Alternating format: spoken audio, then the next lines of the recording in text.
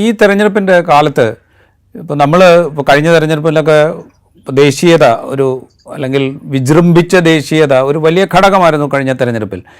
ഇത്തവണ അങ്ങനെയൊന്നും ഉണ്ടായിരുന്നില്ല. പ്രതിപക്ഷത്തു നിന്നാണെങ്കിൽ ജനങ്ങളുടെ ജീവിതത്തെ നേരിട്ട് ബാധിക്കുന്ന പല വിഷയങ്ങളും ഉന്നയിക്കാൻ ശ്രമമുണ്ടായിരുന്നു. ഇപ്പോൾ തൊഴിലില്ലായ്മ, വിലക്കയറ്റം, പെട്രോളിൻ്റെയും ഡീസലിൻ്റെയും വില ഉയർന്നു നിൽക്കുന്നത്, അങ്ങനെ പല കാര്യങ്ങൾ. അതുപോലെ കോൺഗ്രസിൻ്റെ മാനിഫെസ്റ്റോ ഇപ്പോൾ 2014 മുതൽ ഇങ്ങോട്ട് എടുത്തു കഴിഞ്ഞാൽ പ്രധാനമന്ത്രി നരേന്ദ്രമോദി ആദ്യമായിട്ട് കോൺഗ്രസിൻ്റെ പ്രകടനപത്രയെക്കുറിച്ച് പരാമർശിക്കുന്നു. BJPയുടെ പ്രകടനപത്രയെക്കുറിച്ച് പ്രധാനമന്ത്രി പരാമർശിച്ചായിട്ട് നമ്മൾ കേട്ടതേയില്ല. പക്ഷേ കോൺഗ്രസിൻ്റെ പ്രകടനപത്രയെ അദ്ദേഹത്തിന് പരാമർശിക്കേണ്ടി വരുന്നു. അതിലെ വാഗ്ദാനങ്ങളെക്കുറിച്ച് ജനങ്ങളെ തെറ്റിദ്ധരിപ്പിക്കുന്ന വിധത്തിൽ സംസാരിക്കേണ്ടി വരുന്നു. ഇതൊക്കെ നമ്മൾ കണ്ടു. ദാറ്റ് മീൻസ് ഈ ഗ്രൗണ്ടിൽ അല്ലെങ്കിൽ തെരഞ്ഞെടുപ്പിൻ്റെ പ്രചരണ രംഗത്ത് ഒരുപക്ഷെ മറ്റു പല വിഷയങ്ങളും ഉണ്ടായിരുന്നു. അതൊന്നും ബാധിക്കാത്ത വിധത്തിലായിരിക്കും തെരഞ്ഞെടുപ്പ് ഫലം എന്നാണ് എക്സിറ്റ് പോളുകൾ നമ്മളോട് പറയുന്നത്. അതങ്ങനെ ആകാനുള്ളൊരു സാധ്യത അത് എത്രത്തോളമാണ്? രാജീവ്, വളരെ വിചിത്രമായ, ഞാൻ നേരത്തെ പറഞ്ഞതുപോലെ വളരെ വിചിത്രമായ എക്സിറ്റ് പോൾ ഫലങ്ങളാണ്. ശരിക്കും പറഞ്ഞു കഴിഞ്ഞാൽ ഇന്ത്യൻ രാഷ്ട്രീയത്തെ സാഹൂതം വീക്ഷിക്കുന്ന, ഇന്ത്യൻ രാഷ്ട്രീയത്തിന്റെ ഗതിവിഗതികളെ മനസ്സിലാക്കാൻ ശ്രമിക്കുന്ന എല്ലാ രാഷ്ട്രീയ വിദ്യാർത്ഥികളെയും അമ്പരപ്പിക്കുന്ന രീതിയിലുള്ള ഒരു എക്സിറ്റ് പോൾ ഫലമാണ് ഇപ്പോൾ പുറത്തു വന്നിരിക്കുന്നത്. കാരണം 2019 ഒരുപക്ഷെ ഇതിനേക്കാൾ ഭീകരമായ ഒരു അവസ്ഥ ഉണ്ടാകുമെന്ന് എല്ലാവരും പ്രതീക്ഷിക്കുന്നു. പക്ഷെ അന്ന് പോലും എക്സിറ്റ് പോളുകൾ അതായത് ഇൻവിൻസിബിളായൊരു മോദിയാണ് 2019 ഉണ്ടായിരുന്നത്. അന്ന് പോലും എക്സിറ്റ് പോളുകൾ പരമാവധി 300 സീറ്റുകൾ വരെയാണ് BJPക്ക് പ്രവചിച്ചത്. എന്നാൽ ഇപ്പോൾ ഈ തെരഞ്ഞെടുപ്പ് നോക്കുമ്പോൾ മോദി ഇൻവിൻസിബിൾ ആയിരുന്നില്ല. മോദിയുടെ, അതായത് മോദി ഫാക്ടർ എന്ന് പറയുന്നത് പല സ്ഥലങ്ങളിലും ഉണ്ടായിരുന്നില്ല എന്ന് നമുക്ക് പറയാൻ പറ്റും ഒരു തരത്തിൽ. അതായത് അറ്റ്ലീസ്റ്റ് പ്രചരണ രംഗത്തെങ്കിലും നമ്മൾ പറയുന്ന പോലെ നേരത്തെ മോദിയുടെ പേര് പറഞ്ഞാൽ മോദിക്ക് വേണ്ടി വോട്ട് വാങ്ങിച്ച് ജയിക്കാം എന്ന് പറയുന്നൊരു സ്ഥിതിഗതി 2019 ഉണ്ടായിരുന്നു. അതായത് ഒരു MP ആയിട്ട് മത്സരിക്കുന്ന ഒരാൾക്ക് അയാളുടെ കപ്പാസിറ്റി വേണമെന്നില്ല. അല്ലെങ്കിൽ ഉത്തർപ്രദേശിലോ അല്ലെങ്കിൽ ഡൽഹിയിലോ അല്ലെങ്കിൽ ഹരിയാനയിലോ അല്ലെങ്കിൽ മധ്യപ്രദേശിലോ രാജസ്ഥാനിലോ മത്സരിക്കുന്ന ഒരു MPക്ക് മോദിയുടെ പേര് പറഞ്ഞാൽ വോട്ട് കിട്ടുന്നൊരവസ്ഥ 2019 ഉണ്ടായിരുന്നു. പക്ഷേ 2024 നമ്മൾ എടുത്ത് നോക്കുമ്പോൾ അത്തരം ഒരു അവസ്ഥ ഉള്ളതായിട്ട് എവിടെ ഒരു ഫീൽ വന്നിട്ടില്ല. അതായത് ഒരുവിധപ്പെട്ട എല്ലാ മാധ്യമങ്ങളെയും ഇപ്പോൾ ഈ പറഞ്ഞ BJP അനുകൂല ചായവുള്ള മാധ്യമങ്ങളാക്കി മാറ്റിയെടുത്ത ഒരു സാഹചര്യത്തിൽ പോലും നമുക്ക് അത്തരം ഒരു അവസ്ഥ എവിടെയും വായിച്ചെടുക്കാൻ പറ്റില്ല എന്നുള്ളത് വളരെ ഇമ്പോർട്ടൻ്റ് ആണ്.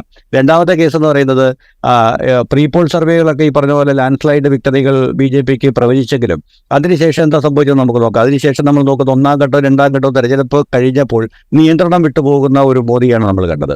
അതായത് മോദിക്ക് തന്നെ എന്ത് പറയണമെന്നറിയില്ല. മോദിക്ക് തന്നെ അവർ ഫിക്സ് ചെയ്ത എല്ലാ അജണ്ടകളും, അതായത് അവർ വളരെ കൃത്യമായിട്ട് ഫിക്സ് ചെയ്താണ് രാമജന്മ ക്ഷേത്രത്തിന്റെ യുവന്റെ ഉദ്ഘാടനം. അതായത് നോർമലി രാഷ്ട്രീയക്കാർ ചെയ്യുന്ന അല്ലെങ്കിൽ ഈ മോബ് സൈക്കോളജിയെ പറ്റിയിട്ടൊരു സംഭവമുണ്ട്.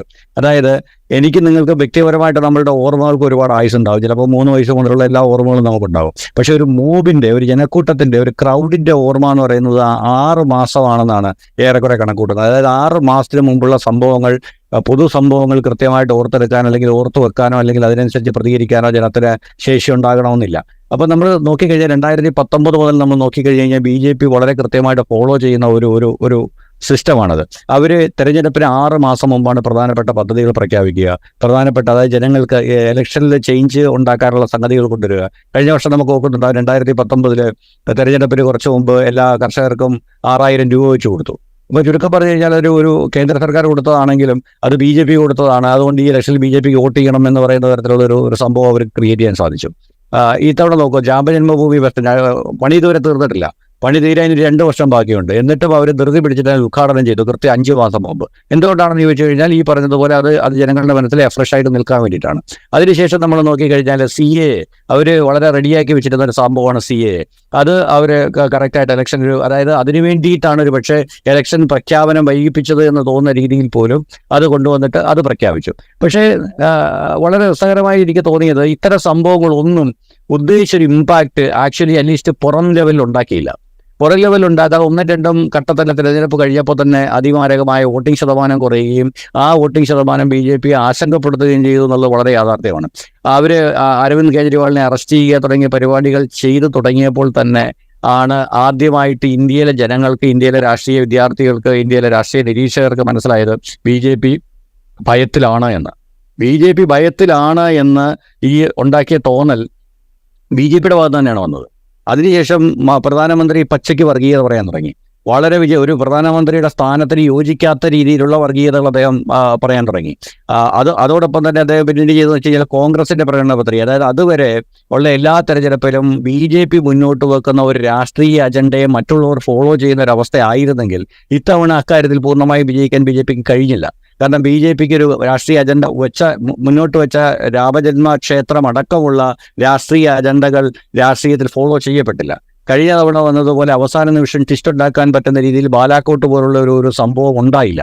പക്ഷേ എന്ന് മാത്രമല്ല BJPക്ക് അല്ലെങ്കിൽ പ്രധാനമന്ത്രി മോദിക്ക് കോൺഗ്രസിനെ അടച്ചാക്ഷേപിക്കുന്ന അല്ലെങ്കിൽ കോൺഗ്രസിന്റെ പ്രകടന പത്രികയെ ആക്ഷേപിക്കുക തുടങ്ങിയ സംഭവങ്ങളിലേക്ക് വരേണ്ടി വന്നു. അതായത് ഒരു വിഷയ ദാരിദ്ര്യം, അവർക്ക് ഒറ്റക്കെട്ടായിട്ട് നിൽക്കാൻ പറ്റുന്ന ഒരു വിഷയത്തിന്റെ അഭാവം വളരെ ശക്തമായിരുന്നു. അതിനേക്കാൾ ഉപരിയായിട്ട് ഇത്തവണ അജണ്ട നിശ്ചയിക്കാൻ പ്രതിപക്ഷത്തിനായി എന്നുള്ളത് ഭയങ്കരമായ ഒരു ചേഞ്ച് ആയിരുന്നു.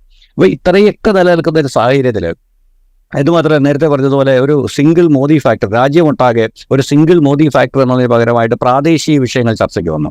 അത് ഒരുപക്ഷെ കർണാടകയിലെ നിയമസഭാ തെരഞ്ഞെടുപ്പിൽ നിന്ന് കോൺഗ്രസ് അടക്കമുള്ള പ്രതിപക്ഷ പാർട്ടികൾ പഠിച്ച ഒരു പാഠമാണ്. അതായത് പ്രാദേശിക വിഷയങ്ങൾ മാത്രം ഏറ്റെടുത്തുകൊണ്ട് തെരഞ്ഞെടുപ്പിനെ നേരിട്ട് കഴിഞ്ഞാൽ ഈ മോഡി പ്രഭാവം, അതായത് മോഡി എന്ന് പറയുന്ന ഒരു സെമി ഗോഡിനെ ക്രിയേറ്റ് ചെയ്ത് വെച്ചിട്ടുണ്ട്.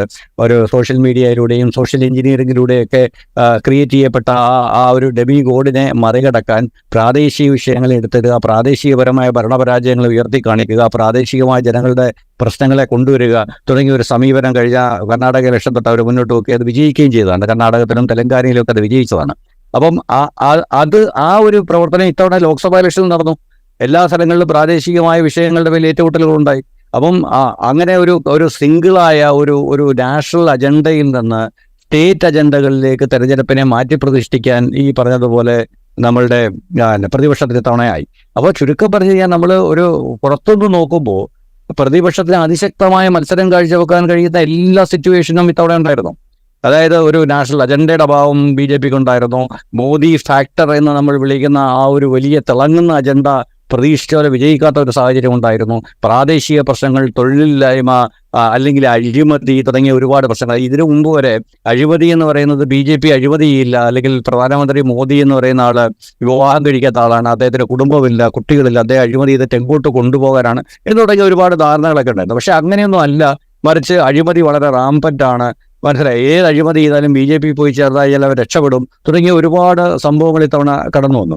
അപ്പോൾ ഇതെല്ലാം വന്നിട്ടും ഈ പറഞ്ഞ പോലെ എക്സിറ്റ് പോൾ ഫലങ്ങൾ വളരെ ഡിഫറൻ്റ് ആയിട്ടാണ് പുറത്തു വന്നിരിക്കുന്നത്. ഞാൻ ഇപ്പോഴും പ്രതീക്ഷിക്കുന്നത്, നേരത്തെ ഞാൻ പറഞ്ഞതുപോലെ കേരളത്തിൻ്റെ ഒരവസ്ഥയിൽ 3 സീറ്റുകൾ വരെ പ്രവചിക്കുന്ന രീതിയിലാണ് എക്സിറ്റ് പോൾ ഫലങ്ങൾ അവർ തയ്യാറെടുത്തതെങ്കിൽ ഒരുപാട് സംസ്ഥാനങ്ങളിൽ ആ ഒരു വേരിയേഷൻ, ആ ഒരു എറർ ഓഫ് ജഡ്ജ്മെന്റ്, ആ ഒരു മാർജിൻ ഓഫ് എറർ എന്തായാലും കടന്നു വരുമെന്ന് പ്രതീക്ഷിക്കുന്നു.